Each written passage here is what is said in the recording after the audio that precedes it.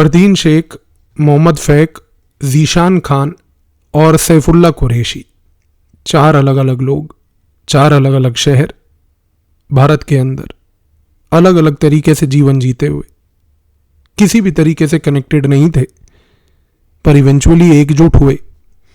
और एकजुट होने का कारण सिर्फ एक था, भारत के खिलाफ एक ऐसा मिशन जिसमें ना उन्होंने कोई बम फेंकना था, ना कोई गोली चलानी थी, ना किसी असले को लाना था, पर करना था तो एक ही काम कि बिना AK-47 के, बिना किसी चीज़ के भारत के अंदर एक आग लगा देना, नफरत को फैला देना, लोगों को रेडिकलाइज कर देना।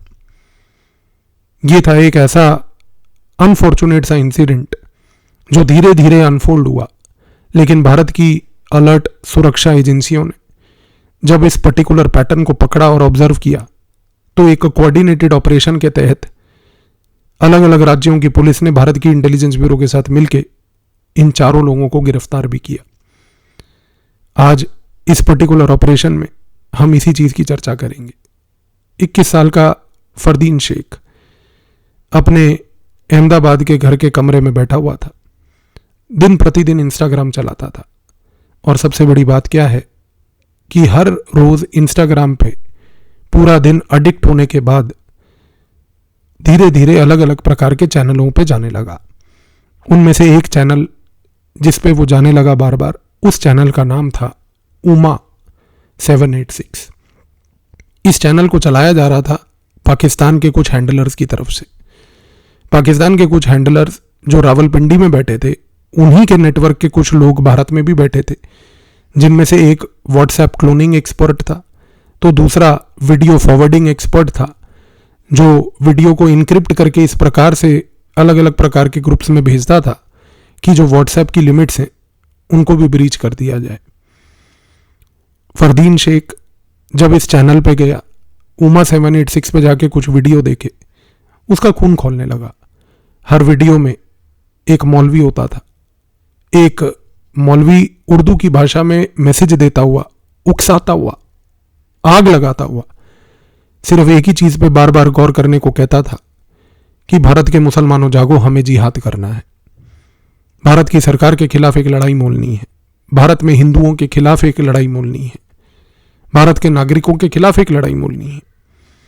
हर रोज एक लो रेजोल्यूशन क्वालिटी का वीडियो उसके इनबॉक्स में आने लगा। उस इंस्टाग्राम की वीडियो को वो डाउनलोड करके देखता रहता था और धीरे धीरे फरदीन शेख ने इस वीडियो को ग्रेजुअली जो है फॉरवर्ड करना चालू कर दिया। जब इसने बार बार इस पर्टिकुलर वीडियो को फॉरवर्ड किया, इस वीडियो के ऊपर भारत के इंटेलिजेंस ब्यूरो के दिल्ली के कार्यकाल ऑफिस में बैठा हुआ एक अधिकारी आर्टिफिशियल इंटेलिजेंस सॉफ्टवेयर का प्रयोग करते हुए जब वो फॉरवर्डेड व्हाट्सएप्स को ऑब्जर्व कर रहा था, और खास करके वो जो बहुत ही अजीब प्रकार के कंटेंट को बार बार फॉरवर्ड कर रहे थे, उसकी आंख इस फरदीन शेख के वीडियो पे भी पड़ी। जब उसने उस वीडियो को खोल के देखा तो उसको तुरंत ये चीज़ क्लियर हो गई कि ये वीडियो भारत में तो रिकॉर्ड नहीं हुआ है, क्योंकि जो मौलवी था, जो उसकी भाषा थी, जो भाषा की शैली थी, वो बॉर्डर के उस पार की थी। IB के पास जितने भी पैटर्न डेवलपमेंट्स पड़े हैं, उन पैटर्न डेवलपमेंट सिस्टम्स के अंदर इस वॉइस सैंपल को जब मैच किया गया तो इंस्टेंटली ये बात प्रूव हो गई। IB के इस अलर्ट अधिकारी ने कुछ नहीं किया, बल्कि उसको धीरे धीरे ऑब्जर्व करना चालू किया। उसने सिर्फ इस चीज़ को देखना शुरू किया कि ये जो व्हाट्सएप है जिसमें एक वीडियो बार बार आ रहा है, ये वीडियो आ कहाँ से रहा है। जब उसने तहकीकात चालू करी तो मालूम चला कि इंस्टाग्राम से उमा 786 के थ्रू ये बेसिकली वीडियो बार बार दिया जा रहा है। इस वीडियो को जब उसने उमा 786 के तहत उसके IP एड्रेसेस को ट्रेस करने की कोशिश करी तो मालूम चला कि मलेशिया से, नॉर्थ कोरिया से रूट कर कर ये मैसेजेस भेजे जा रहे हैं। लेकिन वहाँ से भेजे जाने का मतलब क्लियर है कि इनके हैंडलर्स कहीं नहीं बल्कि पाकिस्तान में छिपे हैं। मौलवी की वॉइस रिकॉर्डिंग, उसके सैंपल्स का मैच होना बहुत क्लियर तरीके से स्पष्ट कर रहा था कि पाकिस्तान स्पूफिंग कर रही है। और सबसे बड़ी बात, उसका ऑब्जेक्टिव इस पूरे गेम प्लान में क्लियर था। वो लोगों को सिर्फ धर्म के नाम पर भड़काना चाह रही थी। धर्म के नाम पर भड़का के वो एक प्रकार से भारत में राइट्स को मैन्युफैक्चर करवाना चाह रही थी। जब इस पैटर्न को आईबी के इस अधिकारी ने ऑब्जर्व किया, उसके बाद उसने अपने आला अधिकारियों से मुलाकात करके इस ऑपरेशन को प्लान किया। ऑपरेशन त्रिनेत्रा, 3 आंखों वाला ये ऑपरेशन, जिसमें आईबी ने साइबर सर्वेलेंस का पूरा रोल संभाला। स्टेट, राज्यों की जो पुलिस फोर्सेस थी, जहां पर यह प्रकार का व्यक्ति बैठा था, फरदीन शेख, अहमदाबाद गुजरात में, गुजरात की एटीएस से संपर्क साधा। ये बंदा जो है फरदीन शेख, गुजरात से ये मैसेजेस को फॉरवर्ड कर रहा था जीशान को। और जीशान क्या कर रहा था कि ये सारे के सारे वीडियोस को उत्तर प्रदेश में बैठकर एक एजुकेशनल वेबसाइट बनाकर रिलीजियस एजुकेशन के नाम पर ये वीडियोस को वहां अपलोड कर रहा था। जब ये पैटर्न वहां पर पकड़ा गया तो बताया गया उत्तर प्रदेश की स्पेशल टास्क फोर्स को। यूपी की स्पेशल टास्क फोर्स ने जब इस बंदे को ध्यान से देखना शुरू किया कि किस प्रकार से जीशान ये काम कर रहा है, तो मालूम चला कि जीशान के तार जुड़े हैं मोहम्मद फैक से। मोहम्मद फैक एक नोएडा में बैठा हुआ डिजिटल मास्टरमाइंड है, जो इन वीडियोस को इस प्रकार से डिजाइन कर रहा है कि पहले 2 से 3 मिनट वीडियो को प्ले करने से आपको लगेगा ही नहीं कि इसमें कोई रेडिकल कंटेंट था, क्योंकि वीडियो को जब प्ले किया जाता था तो पहले 2-3 मिनट एडिट और मॉडिफाई करके वेबसाइट पे लोड करने के लिए इस प्रकार से बनाए जाते थे जैसे उसमें कोई बच्चों को शिक्षा दी जा रही है। पर लास्ट के 5 से 7 मिनट होते थे असली रेडिकल कंटेंट, जो बेसिकली जीशान के पास पहुंच रहे थे फरदीन शेख की तरफ से, और फरदीन शेख की ओर से पहुंच रहे थे पाकिस्तान की तरफ से। और यहां पर था चौथा व्यक्ति सैफुल्ला कुरैशी, जो कि सहारनपुर में बैठकर चुपचाप इन लोगों को, जीशान को, फैक को पैसे दे रहा था। और वो बंदा था आईएसआई का एक हैंडलर, जिसको हवाला से पैसा पहुंचाया जाता था, जिसको ये चीज जताई जाती थी कि आपको पैसा देकर इन लोगों के डिजिटल कार्यों को फंड करना है।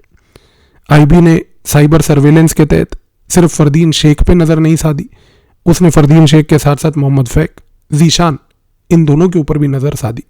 और इसके बाद सबसे बड़ी ब्यूटी ये थी कि जब आईबी ने यह सारा काम किया, उस समय गुजरात की एटीएस और उत्तर प्रदेश पुलिस की स्पेशल टास्क फोर्स ने इस पूरे के पूरे पैटर्न को बहुत बड़े लेवल पर ऑब्जर्व करना चालू करा।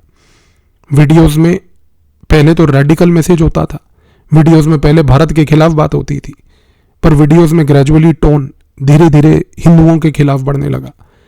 बार बार ये बात बोली गई कि हमें हर हालात में हिंदुओं के खिलाफ एक लड़ाई मोलनी है, हमें हर हालात में जो है लोगों को उकसाना है, और उनके खिलाफ भड़काऊ भाषण दे देकर लोगों को उकसाया जा रहा था।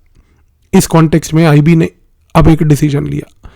डिसीजन ये था कि पाकिस्तान के एक आईपी एड्रेस को हैक करके उस आईपी एड्रेस के तहत एक फेक एजेंट बनाकर उस व्यक्ति को पाकिस्तानी रूप देकर उसको फरदीन शेख के तहत टच में लाया गया, क्योंकि फरदीन शेख का पूरा सिस्टम सर्वेलेंस में था।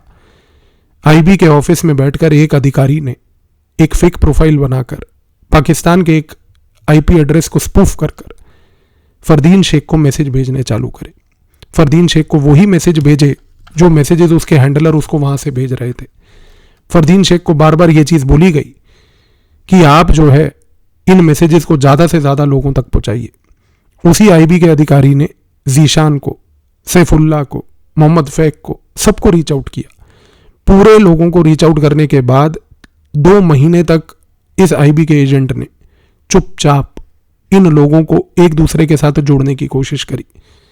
और जब इन लोगों को जोड़ने की कोशिश करी तो इस आईबी के अधिकारी ने अपने आप को पाकिस्तान की तरफ से एक हैंडलर बताया, और उसने ये बताया कि किस प्रकार से वो भारत के खिलाफ इस लड़ाई में उन लोगों के साथ है। इस कॉन्टेक्स्ट में कुछ महीनों के बाद इस आईबी के एजेंट ने एक बहुत जाबाज काम किया।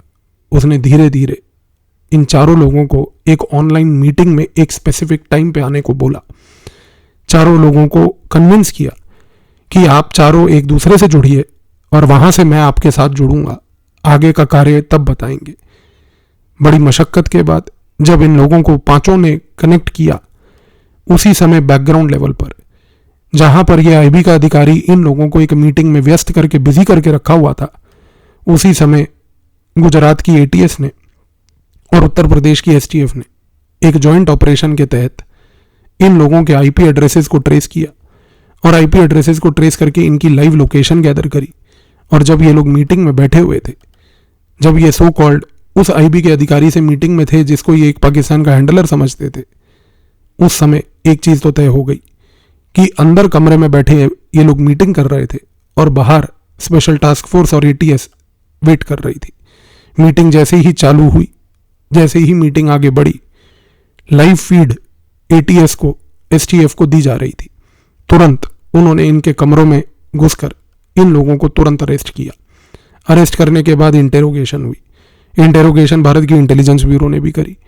उसके बाद यूपी की एसटीएफ और साथ ही में गुजरात की एटीएस ने भी करी। इस इंटेरोगेशन के दौरान पता चला कि यहाँ पर आईएसआई का गेम प्लान जो चल रहा था वो सिंपल था। लोगों को असला बारूद नहीं देना है, नरेटिव जिहाद करना है। क्योंकि यहाँ पर जो गेम था बड़ा सिंपल था। गेम ये था कि किस तरीके से इन लोगों को उकसाया जाए, किस तरीके से लोगों के थ्रू भारत के अंदर अलग अलग हिस्सों में माइक्रो राइट्स मैन्युफैक्चर किए जाएं। और तहकीकात के दौरान ये भी मालूम चला कि जितना कंटेंट इनको दिया जा रहा था, वो कंटेंट सिर्फ पाकिस्तान से इमर्ज नहीं कर रहा था, वो कंटेंट पाकिस्तान में भी अलकायदा के सेल्स वहाँ पर जो बैठे हुए हैं वो बना बना कर दे रहे थे।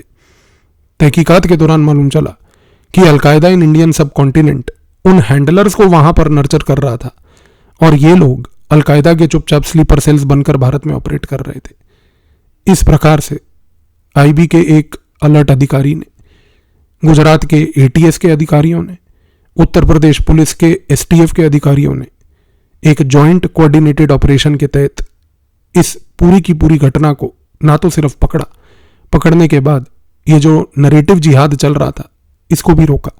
और रोका भी इस प्रकार से कि ये जो अलकायदा के स्लीपर सेल यहाँ पर बन रहे थे, जिनका ऑब्जेक्टिव था माइक्रो लेवल पर राइट्स करना, वो मैनिफेस्ट नहीं हो पाए। और ये जितनी भी इंफॉर्मेशन है, जो भी ये पूरा ऑपरेशन था, ये सारा का सारा सत्य फैक्ट्स पर बेस्ड है, सत्य तथ्यों पर बेस्ड है। और आज अगर आप गूगल रिसर्च करके भी देखते हैं इन लोगों के बारे में, इन नामों के बारे में, फरदीन शेख, जीशान, मोहम्मद फैक, सैफुल्ला कुरैशी, इन सभी को हाल ही में लगभग आज से 3 हफ्ते पहले ही इस ऑपरेशन के बाद अरेस्ट किया गया। अरेस्ट करके इनकी जो तहकीकात चल रही है, जिसके तहत ये सारे तार खुले हैं, अब आप समझ सकते हैं कि आज जब आप फिर से चैन की नींद सोते हैं तो यहाँ पर कुछ ऐसे जाबाज अधिकारी हैं एटीएस में, एसटीएफ में, आईबी में, जो इन अलकायदा के स्लीपर सेल्स के साथ लड़ रहे हैं, दिन रात लड़ रहे हैं, बिना किसी मीडिया कवरेज के, बिना किसी मेडल के। बट इनको सिर्फ यही एक ऑब्जेक्टिव है, देश सुरक्षित रहे, आप सुरक्षित रहें। धन्यवाद।